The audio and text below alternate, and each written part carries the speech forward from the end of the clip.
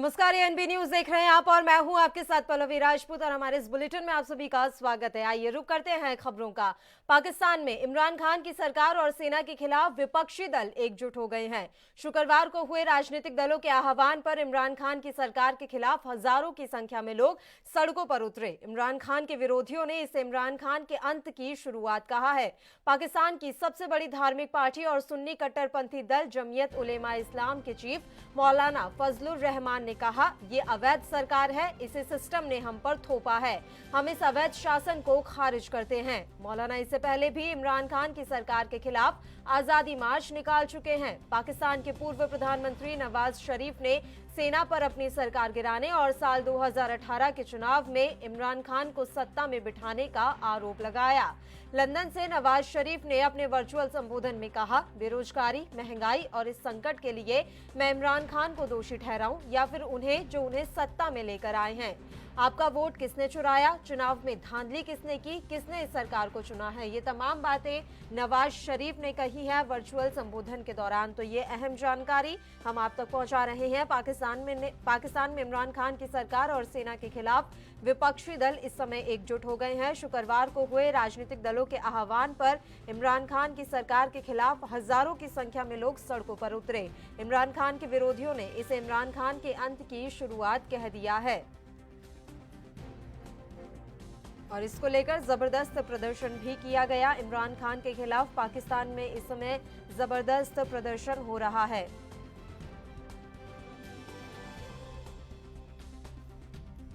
इमरान खान के खिलाफ विपक्षी जो पार्टियां हैं पाकिस्तान की, वो इस समय एकजुट हो गई हैं। सड़कों पर उतरकर प्रदर्शन किया जा रहा है। नवाज शरीफ ने भी, आपको हम जानकारी दे दें कि वर्चुअल माध्यम से नवाज शरीफ ने भी एक बैठक की और उन्होंने संबोधित किया। नवाज शरीफ ने सीधा आर्मी चीफ पर निशाना साधा। पाकिस्तान के पूर्व प्रधानमंत्री नवाज शरीफ देश के सेनाध्यक्ष जनरल कमर जावेद बाजवा पर जमकर बरसे और प्रधानमंत्री इमरान खान को लेकर तमाम बातें उनके द्वारा कही गई।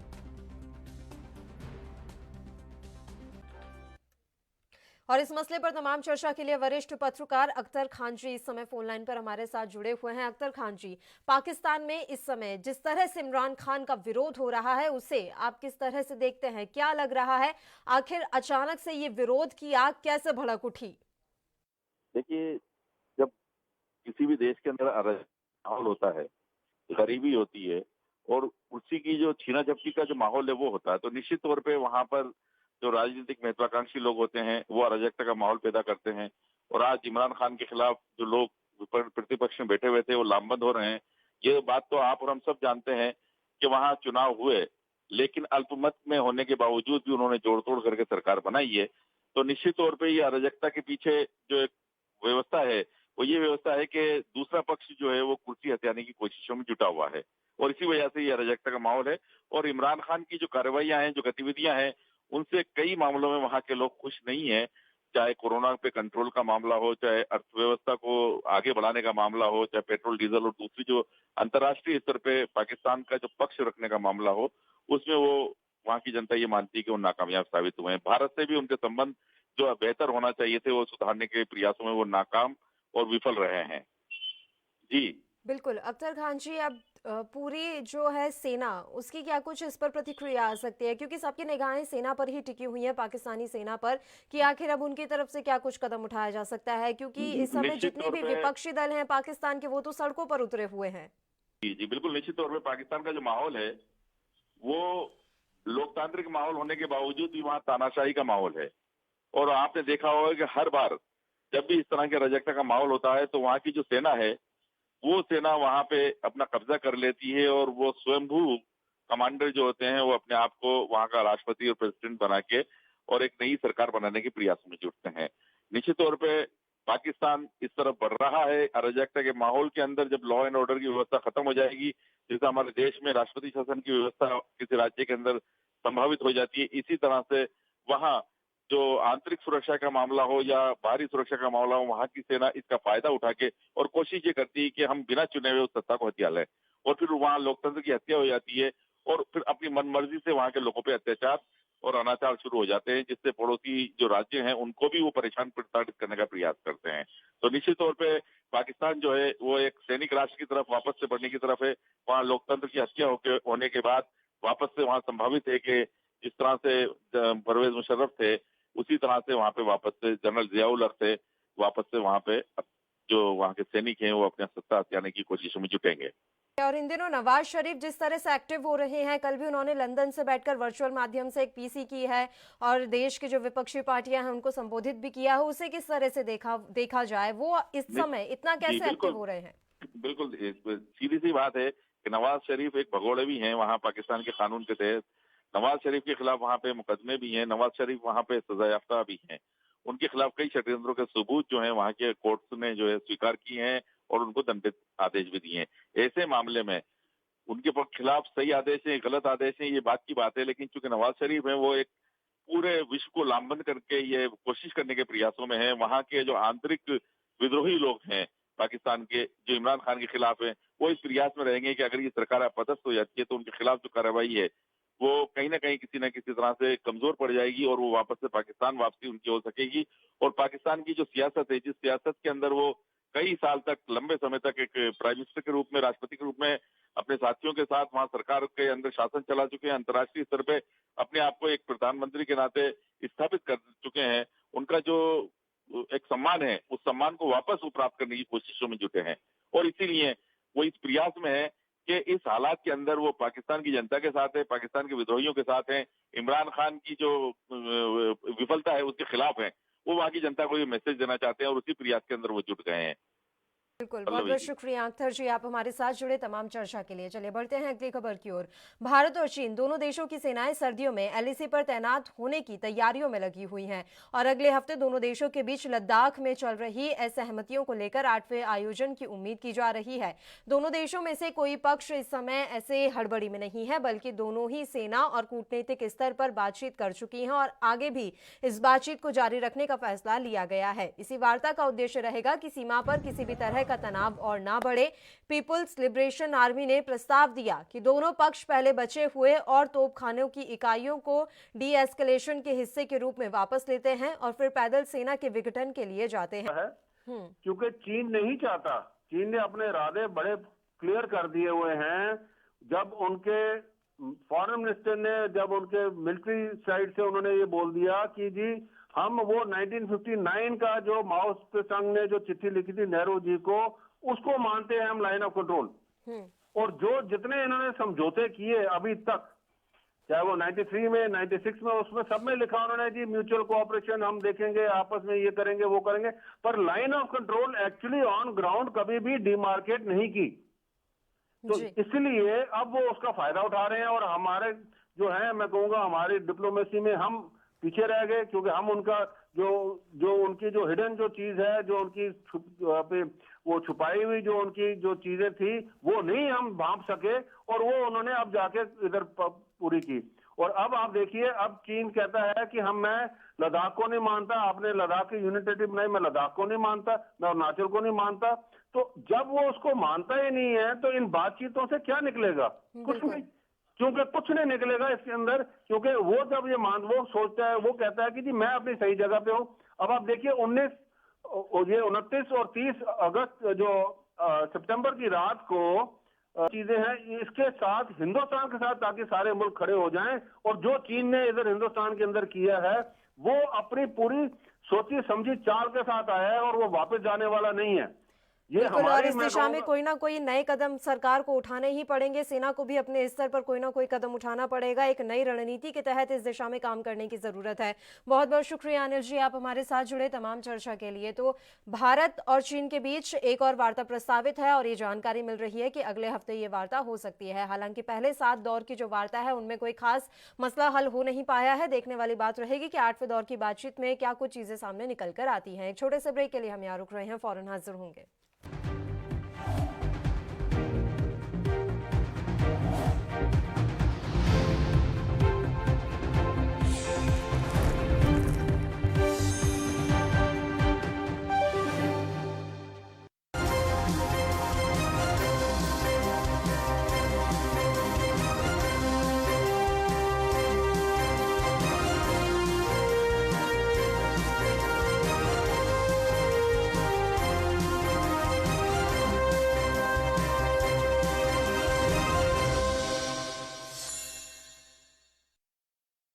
क्या आप दुबले पतले कमजोर हैं, आपकी सेहत नहीं बनती?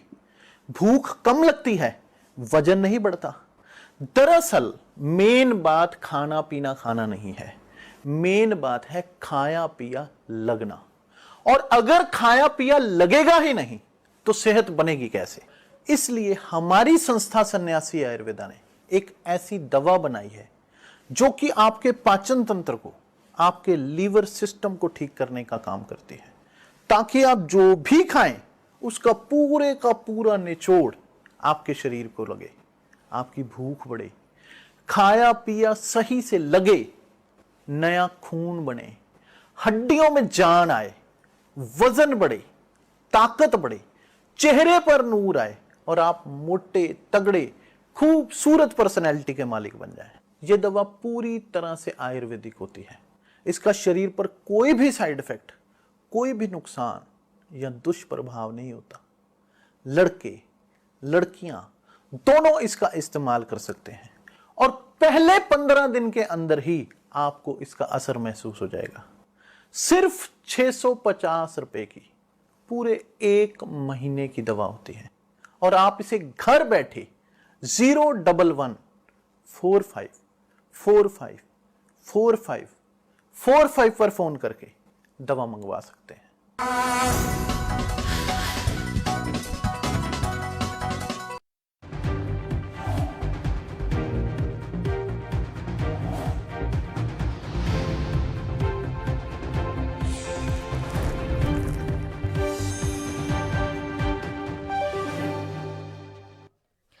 ब्रेक के बाद एक बार फिर से आप सभी का स्वागत है। बढ़ते हैं अगली खबर की ओर। केंद्र सरकार की ओर से लाए गए कृषि कानून पर चर्चा और उसके खिलाफ विधेयक पेश करने के लिए पंजाब विधानसभा का विशेष 2 दिवसीय सत्र सोमवार से शुरू हो गया है। इस दौरान सदन के अंदर तेज बहस हुई, वहीं विधानसभा के बाहर पंजाब की विपक्षी पार्टियां शिरोमणि अकाली दल और आम आदमी पार्टी इस सत्र का विरोध करती हुई नजर आई। बता दें कि कृषि कानूनों का किसान तो जबरदस्त विरोध कर ही रहे हैं, वहीं विपक्ष की जो पार्टियां हैं वो भी विरोध कर रही हैं। पंजाब विधानसभा का विशेष सत्र शुरू होने से पहले मुख्यमंत्री अमरिंदर सिंह ने ट्वीट कर कहा, आज से शुरू हो रहे महत्वपूर्ण विशेष सत्र के लिए मैं विधानसभा पहुंच गया हूं। हम केंद्र के किसान विरोधी कानूनों से पंजाब की खेती को बचाने और उनके हितों की रक्षा करने के लिए चर्चा और बहस करने के लिए मिल रहे हैं। शिरोमणि अकाली दल के कार्यकर्ता विधानसभा के बाहर आज विरोध जताते हुए नजर आए। पार्टी के नेता विक्रम मजीठिया ने कहा कि पंजाब सरकार ने कृषि कानून के खिलाफ केंद्र सरकार को कोई प्रस्ताव नहीं भेजा, वो केंद्र से मिलकर फिक्स मैच खेल रही है। ये बड़ा आरोप विक्रम सिंह मजीठिया की तरफ से लगाया गया।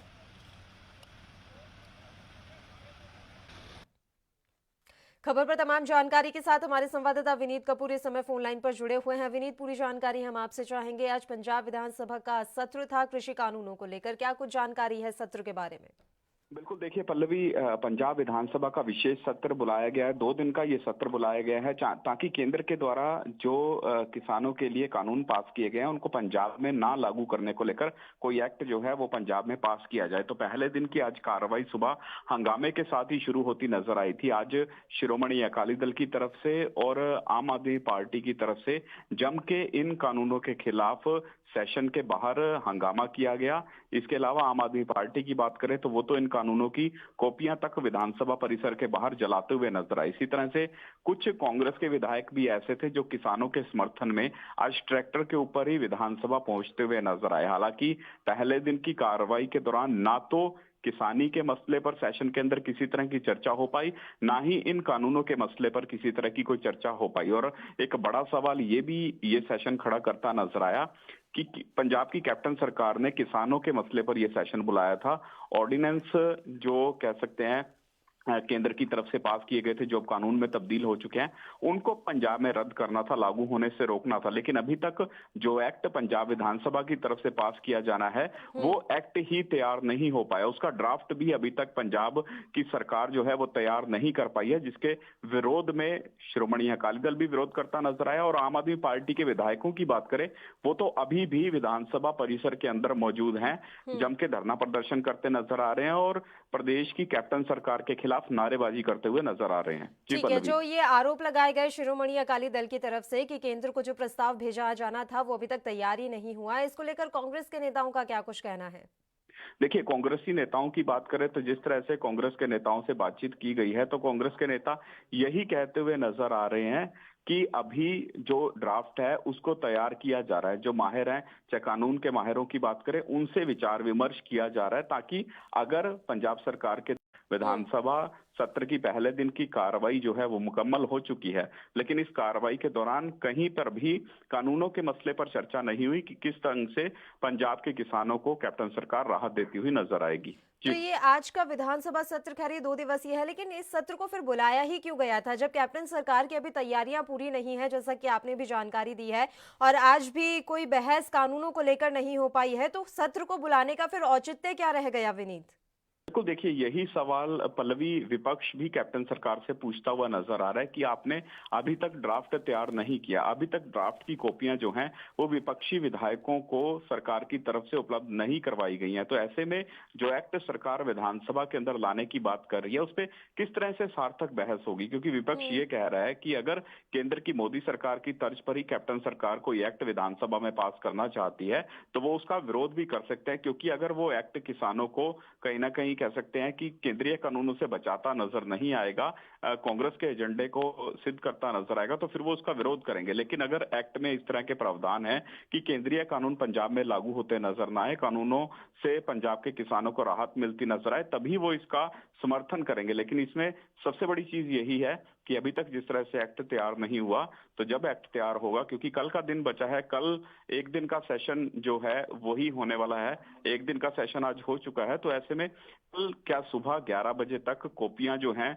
वो विपक्षी विधायकों के पास पहुंच जाएंगी, क्योंकि अगर सुबह 11 बजे तक विपक्षी विधायकों के पास कॉपियां पहुंचती हैं तभी वो कह रहे हैं कि हम 1 बजे इसके ऊपर सार्थक बहस कर सकते हैं और उस पर अपना प्रतिक्रम दे सकते हैं। लेकिन सियासी उबाल जो है वो जरूर केंद्रीय कानून कहीं ना कहीं पंजाब की सियासत में लाता हुआ नजर आ रहा है, जिसमें सभी पॉलिटिकल पार्टियां जो हैं वो भले ही किसानों के साथ खड़े होने की बात करती नजर आ रही हो, लेकिन अपना पॉलिटिकल महत्व जो है वो भी कहीं ना कहीं सार्थक करने का ये प्रयास करती नजर आ रही है।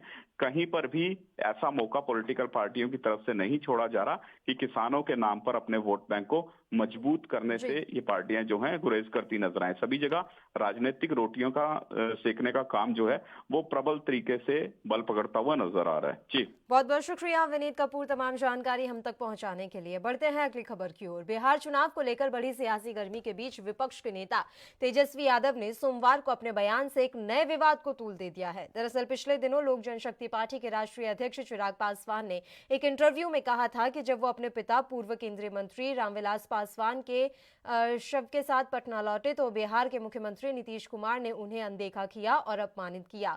उस पर आज तेजस्वी यादव ने कहा कि नीतीश कुमार ने जो भी किया वह अन्याय था। तेजस्वी यादव ने कहा नीतीश कुमार ने चिराग पासवान के साथ जो किया वो अच्छा नहीं किया। इस समय रामविलास पासवान जी की जरूरत चिराग पासवान को थी और आज उनके नहीं रहने का हम लोगों को दुख है, लेकिन जिस प्रकार का व्यवहार नीतीश कुमार जी का रहा चिराग पासवान के प्रति वो नाइंसाफी है। तो बिहार चुनाव को लेकर बढ़ी सियासी गर्मी के बीच विपक्ष के नेता तेजस्वी यादव ने सोमवार को अपने एक बयान से एक नए विवाद को तूल दे दिया है। दरअसल पिछले दिनों लोक जनशक्ति पार्टी के राष्ट्रीय अध्यक्ष चिराग पासवान ने एक इंटरव्यू में कहा था कि जब वो अपने पिता पूर्व केंद्रीय मंत्री रामविलास पासवान के शव के साथ पटना लौटे तो बिहार के मुख्यमंत्री नीतीश कुमार ने उन्हें अनदेखा किया और अपमानित किया। उनके इसी बयान पर आरजेडी के नेता तेजस्वी यादव ने ये बात कही है कि मुख्यमंत्री नीतीश कुमार का व्यवहार काफी गलत था, उनका ये व्यवहार नाइंसाफी था और उनके इस बयान के बाद से ही राजनीति गर्मा गई है। लगातार तरह तरह के कयास लगाए जा रहे हैं। बिहार में इस समय चुनाव का माहौल है, ऐसे में हर राजनेता का बयान काफी अहमियत रख रहा है और बयानों को लेकर नए नए विवाद भी पैदा हो रहे हैं। तेजस्वी यादव के इस बयान के बाद से ही तरह तरह के कयास लगाए जा रहे हैं। और पटना से मिथिलेश मिश्रा इस समय फोन लाइन पर हमारे साथ जुड़े हुए हैं इस तमाम खबर पर जानकारी के साथ। मिथिलेश, मैं आपसे पूरी जानकारी चाहूंगी। तेजस्वी यादव का जो बयान चिराग पासवान को लेकर सामने आया है उसे किस तरह से देखा जाए? क्या चिराग पासवान को लेकर कोई सॉफ्ट कॉर्नर यहाँ तेजस्वी यादव दिखा रहे हैं? देखिए, सीधे तौर पे ये कह सकते हैं कि नीतीश कुमार को घेरने की तैयारी है। एक तरफ जहां तेजस्वी प्रतिपक्ष के नेता हैं, वे 15 साल की जो कार्यकाल की बातें कह रहे हैं, तो अब खास करके नीतीश कुमार ने जिस तरीके से अपनी बातों को रख रहे हैं कि 15 साल बनाम 15 साल का, उसी को लेकर के प्रतिपक्ष नेता तेजस्वी ने भी 15 साल के कार्यकालों को भी उन्होंने रखा और ये कहा कि अगर नीतीश कुमार 15 साल में अगर विकास उन्होंने किया है तो निश्चित तौर पे मेरे सामने बैठ करके डिबेट कर ले। और खास करके चिराग पासवान के लिए उन्होंने सॉफ्ट कॉर्नर कहते हुए कहा है कि जहां तक रामविलास पासवान के नहीं रहने से अभी जो स्थिति है, अभी खासकर नीतीश कुमार को अभी सांत्वना देने की होना चाहिए था, लेकिन अभी भी जो शब्दों की प्रहार है उस पे निश्चित तौर पे गलत हो रहा है। और खास करके चिराग पासवान की तरफ से बोलते हुए उन्होंने कहा है कि सॉफ्ट कॉर्नर रहना चाहिए। और चिराग पासवान ने भी उन पर तंज कसते हुए कहा है कि मैं 5 साल का जो कार्यकाल है उस पर मैं हिसाब मांगूंगा। अब उन्होंने सीधे तौर पे वार करते हुए कहा है कि बिल्कुल बिहार की सियासत इस समय जो है काफी गर्माई हुई है और आरोप प्रत्यारोप का दौर लगातार जारी है। बहुत बहुत शुक्रिया मिथिलेश, आप हमारे साथ जुड़े, तमाम चर्चा के लिए खासी जानकारी आपने हम तक पहुंचाई है। एक छोटे से ब्रेक के लिए हम यहाँ रुक रहे हैं, आप कहीं मत जाइएगा, फौरन हाजिर होंगे।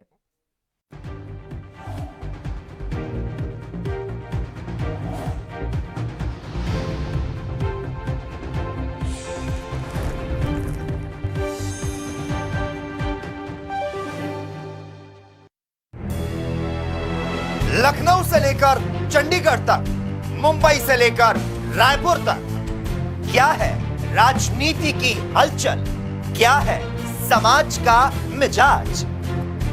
राजधानी लाइव, हमारी नजर, आपका फैसला, हर रोज सुबह 8 बजे सिर्फ ANP न्यूज पर। क्या आप दुबले पतले कमजोर हैं, आपकी सेहत नहीं बनती, भूख कम लगती है, वजन नहीं बढ़ता? दरअसल मेन बात खाना पीना खाना नहीं है, मेन बात है खाया पिया लगना। और अगर खाया पिया लगेगा ही नहीं तो सेहत बनेगी कैसे? इसलिए हमारी संस्था सन्यासी आयुर्वेदा ने एक ऐसी दवा बनाई है जो कि आपके पाचन तंत्र को, आपके लीवर सिस्टम को ठीक करने का काम करती है, ताकि आप जो भी खाएं उसका पूरे का पूरा निचोड़ आपके शरीर को लगे, आपकी भूख बढ़े, खाया पिया सही से लगे, नया खून बने, हड्डियों में जान आए, वजन बढ़े, ताकत बढ़े, चेहरे पर नूर आए और आप मोटे तगड़े खूबसूरत पर्सनैलिटी के मालिक बन जाएं। यह दवा पूरी तरह से आयुर्वेदिक होती है। इसका शरीर पर कोई भी साइड इफेक्ट, कोई भी नुकसान या दुष्प्रभाव नहीं होता।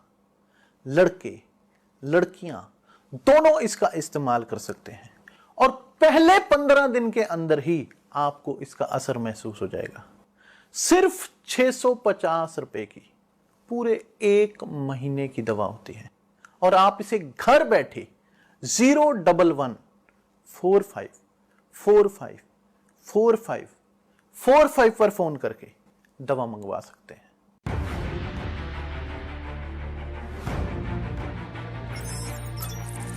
खबर चाहे सियासत की हो या सरकार की,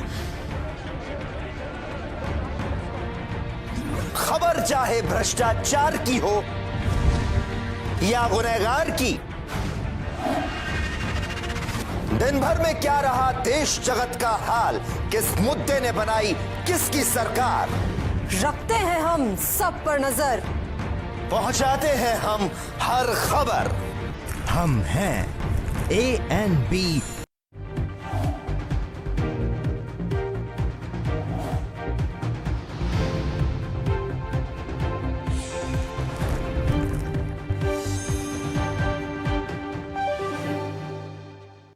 ब्रेक के बाद एक बार फिर से आप सभी का स्वागत है। बढ़ते हैं खबरों की ओर। जम्मू कश्मीर के पूर्व मुख्यमंत्री और नेशनल कॉन्फ्रेंस नेता फारूक अब्दुल्ला श्रीनगर में ईडी के दफ्तर पहुंचे। यहां उनसे एक मनी लॉन्ड्रिंग मामले में पूछताछ की गई। दरअसल यह मामला जम्मू कश्मीर क्रिकेट एसोसिएशन में पैसों के हेरफेर से जुड़ा हुआ है। ईडी इससे पहले भी अब्दुल्ला से इस मामले में पूछताछ कर चुकी है। जम्मू कश्मीर क्रिकेट संघ में कथित 43 करोड़ रुपए से जुड़े मनी लॉन्ड्रिंग का मामला काफी पुराना है। पिछले साल भी इस मामले में फारूक अब्दुल्ला से 4 घंटे से अधिक समय तक पूछताछ हुई थी। दरअसल 2002 से 2011 के बीच JKCA को खेलों में बढ़ावा देने के लिए BCCI की तरफ से मिलने वाले ग्रांट से 43 करोड़ रुपए के कथित गबन का मामला सामने आया था। इस मामले में CBI ने अब्दुल्ला और अन्य के खिलाफ FIR और चार्जशीट दाखिल की थी। CBI के अनुसार फारूक अब्दुल्ला के जम्मू कश्मीर क्रिकेट एसोसिएशन का अध्यक्ष रहते हुए पैसों का गबन हुआ था। अब इस मसले पर PDP के नेताओं के भी बयान सामने आ रहे हैं। देखिए, मसला ये है कि दिल्ली जो है जम्मू कश्मीर में किसी भी तरह की यूनिटी से एलर्जिक है, चाहे वो यहाँ के आवाम की यूनिटी हो, यहाँ के पॉलिटिकल पार्टीज की यूनिटी हो। तो जाहिर है कि ये हथकंडा उसी प्रोसेस का एक हिस्सा है। चंद एक दिन पहले people's alliance for Gupkar declaration का एक फॉर्मल ये हुआ, अनाउंसमेंट हुआ, और इस चीज़ से परेशान और बौखलाई हुई दिल्ली अब इन हथकंडों को आजमा रही है। लेकिन जाहिर सी बात है कि इससे हमारा रिजॉल्व किसी तरह से कमज़ोर नहीं होगा, बल्कि इससे हम और ज़्यादा ताकत के साथ अपने हुकूक, अपनी आइडेंटिटी और अपने राइट्स के लिए लड़ेंगे। उमर अब्दुल्ला ने कहा कि ये पॉलिटिकल वेंडेटा है।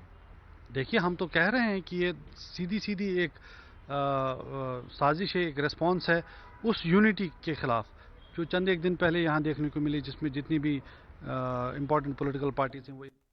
और इस खबर पर तमाम जानकारी के साथ जम्मू कश्मीर से हमारे संवाददाता रविंद्र श्रीवास्तव इस समय फोन लाइन पर जुड़े हुए हैं। रविंद्र, आपसे पूरी जानकारी चाहेंगे। फारूक अब्दुल्ला आज ईडी दफ्तर पहुंचे, जहां उनसे पूछताछ की गई।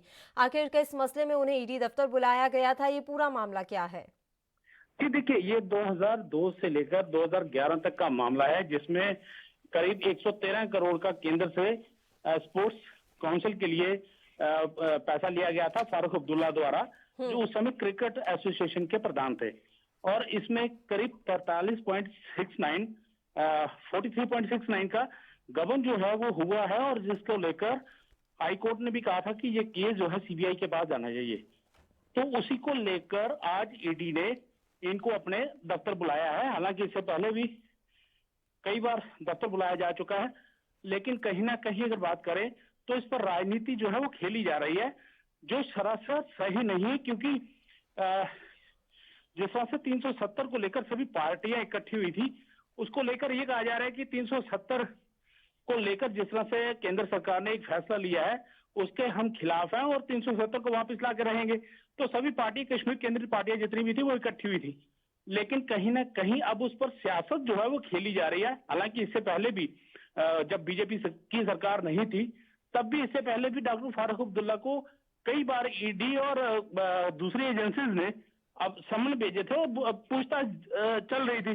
तो अब जब फिर से ईडी ने बुलाया है तो उसको लेकर खास करके अगर पूर्व मुख्यमंत्री उमर अब्दुल्ला की बात करें या PDP अध्यक्षा जो है महबूबा मुफ्ती, उनकी बात करें तो वो लगातार इस पर सियासत जो है वो खेल रहे हैं।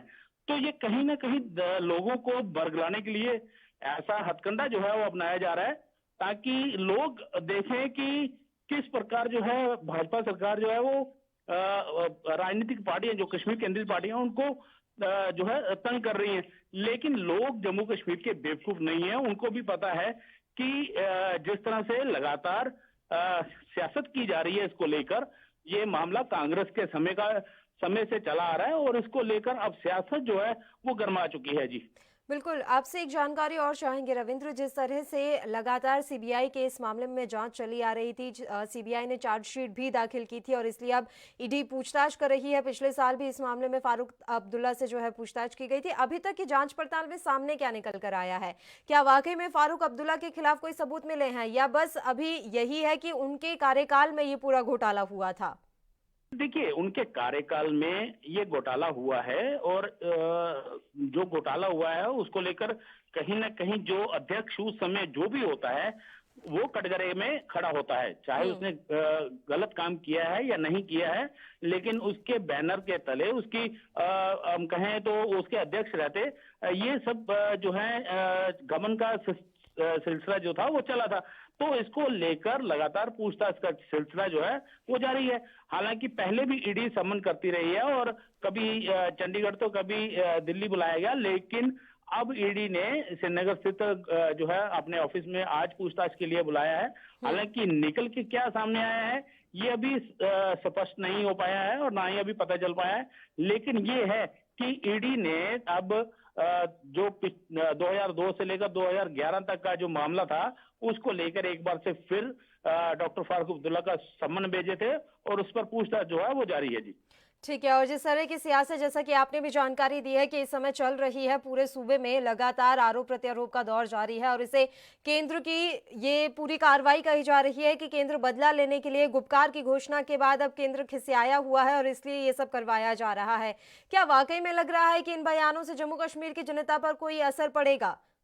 देखिए पल्लवी, मैं बताऊं आपको कि यहाँ जम्मू कश्मीर की जनता के ऊपर इसका कोई असर नहीं पड़ेगा।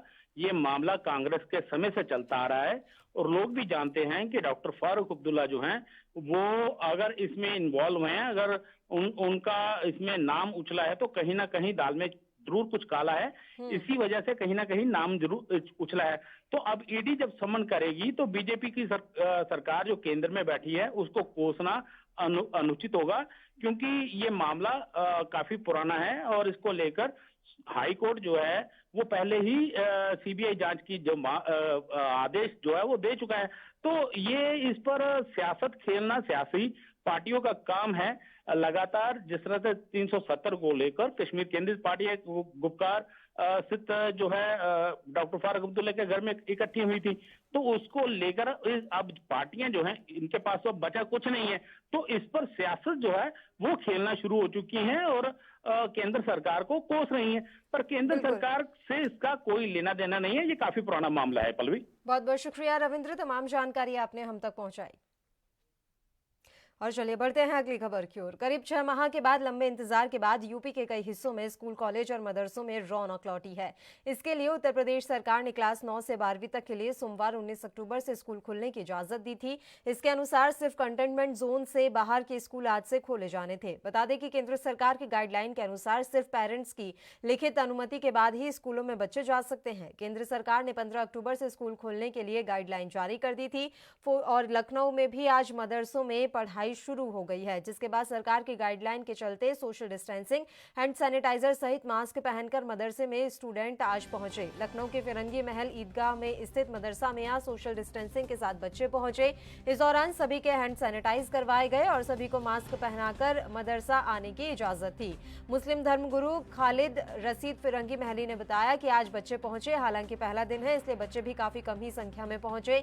सरकार की गाइडलाइन के चलते सभी को मास्क के साथ पढ़ाई कराने को कहा गया। यहाँ कक्षाओं में हैंड सैनिटाइजर लाने को कहा गया था।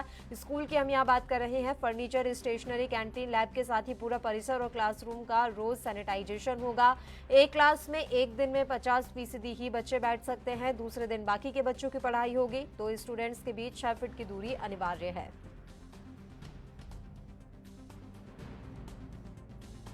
और रौनक फिर से लौटने लगी है और जितने भी मेजर्स, सेफ्टी मेजर्स सरकार की तरफ से जारी किए हैं, SOPs जारी किए हैं, उसका 100% पालन किया जा रहा है। ये सुनिश्चित किया है like social distancing, wearing mask और सैनिटाइजिंग देयर हैंड्स।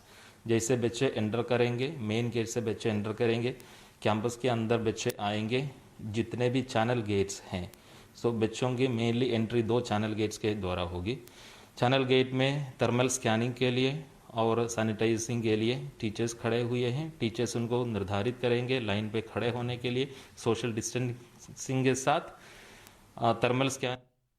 और इस खबर पर तमाम जानकारी के साथ हमारे संवाददाता पुनीत मोहन इस समय फोन लाइन पर जुड़े हुए हैं। पुनीत, पूरी जानकारी हम आपसे चाहेंगे। आज स्कूल और मदरसे खोले गए हैं उत्तर प्रदेश में, किस तरह से, क्या कुछ व्यवस्थाएं देखने को मिली?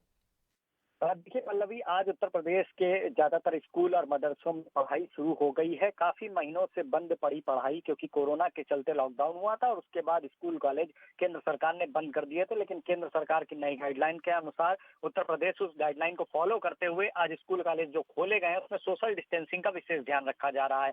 साथ ही जो भी बच्चे आ रहे हैं उनको मास्क पहनना अनिवार्य है, हैंड सैनिटाइज कराया जा रहा है। इसके साथ ही 2-2 घंटे के गैप पर सैनिटाइजेशन का कार्य होता है, जो कैंटीन है, जो डेस्क है बच्चों की, उसको सैनिटाइज किया जाता है। जो भी बच्चे आएंगे उनके माँ बाप की लिखित अनुमति जरूरी है। कोई प्रेशर नहीं है कि आप अपने बच्चों को भेजिए, लेकिन जो लोग भेजना चाहते हैं उनकी लिखित अनुमति जरूरी है। साथ ही पूरी सेफ्टी ध्यान में रख करके काम किया जा रहा है और जो शिक्षा विभाग से जुड़े अधिकारी हैं, डीएम है, वो लगातार दौरा कर रहे हैं स्कूलों में और वहाँ का जो भी व्यवस्था है, स्वास्थ्य विभाग की जो गाइडलाइन है वो फॉलो हो रही है या नहीं हो रही है उसे देख रहे हैं।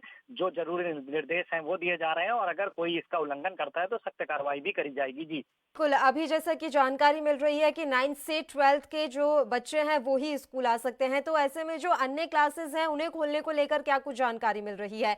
क्या पहले इनकी व्यवस्थाओं को देखा जाएगा, उसके बाद ही अन्य क्लासेस को खोलने पर विचार किया जाएगा? पुनीत, देखिए, सीधे तौर पर 9 to 12 के क्लासेस के स्कूल इसलिए खोले गए हैं क्योंकि 10th और 12 का बोर्ड एग्जाम होता है और बच्चों की पढ़ाई काफी डिस्टर्ब हुई थी। ये बच्चे समझदार होते हैं और सोशल डिस्टेंसिंग वगैरह का विशेष ध्यान रखेंगे, लेकिन अगर छोटे बच्चों को परमिट दिया जाएगा, उनको आने की परमिशन दी जाएगी, तो कहीं ना कहीं छोटे बच्चों से नियम फॉलो करा पाना काफी टफ होगा। ऐसे में 9th क्लास से लेकर के 12 तक के बच्चों के लिए स्कूल खोले गए हैं। उसके बाद सरकार का जैसा दिशा निर्देश होगा, 5th से 8th तक के क्लास के बच्चे जो हैं वो स्कूल आएंगे और उसके बाद छोटे बच्चों के बारे में सरकार अगर विचार करेगी तो स्कूल प्रशासन को अलाउ करेगी तो स्कूल प्रशासन बुलाएगा, वरना ऑनलाइन क्लासेस की जो सुविधा है वो लॉकडाउन से लगातार अभी तक जारी है। जी बिल्कुल, ऑनलाइन क्लासेस अभी चल रही हैं और लगातार बच्चे जो हों ऑनलाइन क्लास से शिक्षा भी ले रहे हैं।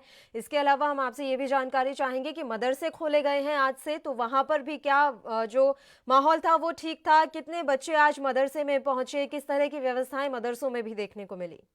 देखिए, सीधे तौर पर मदरसों में बच्चे आज पहले दिन काफी कम आए हैं क्योंकि 50% बच्चों को ही अलाउ है। जितने बच्चे होंगे उनमें से 50% बच्चे ही स्कूल और मदरसों में आ सकते हैं, लेकिन आज पहला दिन था इसलिए 10% ही बच्चे आए हैं। कहीं कहीं पे 15% है और कहीं पे 25% है। लेकिन जैसे ही आज स्कूल कॉलेज खुले हैं, लोगों की पढ़ाई क्योंकि डिस्टर्ब हो रही थी, अब वो धीरे धीरे मदरसों में स्कूल में आना शुरू होंगे और उसको लेकर के पूरी तरीके से सुरक्षा व्यवस्था का इंतजाम किया गया है। हाथ सैनिटाइज कराए जा रहे हैं। जो भी शिक्षा विभाग से जुड़े अधिकारी हैं वो दौरा कर रहे हैं। डीएम अपने जिलों में स्कूल कॉलेजेस का दौरा कर रहे हैं और जो भी नियम उल्लंघन करता हुआ पाया जाएगा उसके ऊपर कठोर कार्रवाई करी जाएगी। जी पुनीत, जानकारी ये भी मिल रही है कि स्कूलों को रोजाना सैनिटाइज करवाया जाएगा। देखिए, सरकार का सीधा सा मानना है कि अगर स्कूल कॉलेज रोजाना सैनिटाइज नहीं होंगे तो कहीं ना कहीं बच्चों में वायरस का खतरा बढ़ सकता है। ऐसे में 2 घंटे 3 घंटे के गैप पर जो भी स्कूल में क्लासेस चल रही होंगी उन क्लासेस को सैनिटाइज कराना, कैंटीन को सैनिटाइज कराना, मेन एंट्रेंस डोर को सैनिटाइज कराना, कई गाइडलाइन बनाई गई है जिसके अनुसार सभी को सैनिटाइज कराना होगा। बच्चों के हैंड सैनिटाइज कराने के बाद, उनको मास्क लगाने के बाद ही स्कूल में एंट्री दी जाएगी और किसी तरह की भी लापरवाही बर्दाश्त नहीं करी जाएगी। जी बिल्कुल, देखिए वैसे तो सरकार साफ कर चुकी है कि ऐसे कोई जरूरी नहीं, अनिवार्य नहीं है कि बच्चों को स्कूल भेजा ही जाए। जो माँ बाप चाहते हैं बच्चों को भेजना वो भेज सकते हैं लिखित अनुमति के साथ। सवाल यहाँ पर यह है पुनीत कि कल ही देश के जो स्वास्थ्य मंत्री है हर्षवर्धन, उन्होंने कहा था कि कई ऐसे राज्य हैं जहां पर कोरोना की कम्युनिटी स्प्रेडिंग शुरू हो चुकी है। अब इस तरह के माहौल में एक बार फिर से स्कूल खुल रहे हैं। लगभग सभी ऐसी संस्थानें हैं या फिर जितने भी उद्योग धंधे हैं सब खुल चुके हैं, मल्टीप्लेक्स भी खुल चुके हैं। उस बीच में स्वास्थ्य मंत्री का इतना बड़ा बयान और इस तरह की आशंका व्यक्त करना, इसे किस तरह से देखा जाए? देखिए, सीधे तौर पर लॉकडाउन के चलते स्कूल कॉलेज सभी दफ्तर ज्यादातर उद्योग धंधे सब बंद थे, लेकिन ज्यादातर दिन किसी चीज को बंद नहीं रखा जा सकता है। ऐसे में बच्चों की पढ़ाई भी डिस्टर्ब हो रही है। केंद्र सरकार के निर्देशानुसार 9 to 12 के बच्चों का जो परमिशन दी गई है उसके अनुसार स्कूल खोल रही है। अभी आगे का विचार जैसे केंद्र सरकार की गाइडलाइन आएगी नेक्स्ट उसके अनुसार होगा और सीधे तौर पर ये ध्यान में रखा जाएगा कि केंद्र सरकार की बनाई हुई नीति के अनुसार ही आज तक उत्तर प्रदेश सरकार ने काम किया है। किसी भी तरह का उल्लंघन बर्दाश्त नहीं किया जाएगा। जी बहुत बहुत शुक्रिया पुनीत मोहन, तमाम जानकारी आपने हम तक पहुंचाई। तो एक बार फिर से उत्तर प्रदेश में कॉलेज, स्कूल और मदरसों को खोला गया है और आज पहले दिन कम ही छात्र जो है इन संस्थानों में पहुंचे, शिक्षण संस्थानों में पहुंचे, लेकिन व्यवस्थाएं काफी माकूल देखी गई, जैसा कि हमारे संवाददाता ने भी जानकारी दी। और ये साफ तौर पर कह दिया गया है कि अगर माता पिता चाहें तो ही बच्चों को शैक्षणिक संस्थानों में भेजें, अन्यथा कोई जरूरी नहीं है। और जो ऑनलाइन क्लासेस हैं वो लगातार यूं ही चलती रहेंगी। इसी के साथ इस बुलेटिन में इतना ही। मुझे दीजिए इजाजत। देश प्रदेश की तमाम ताजा खबरों के लिए आप बने रहिए हमारे साथ। नमस्कार।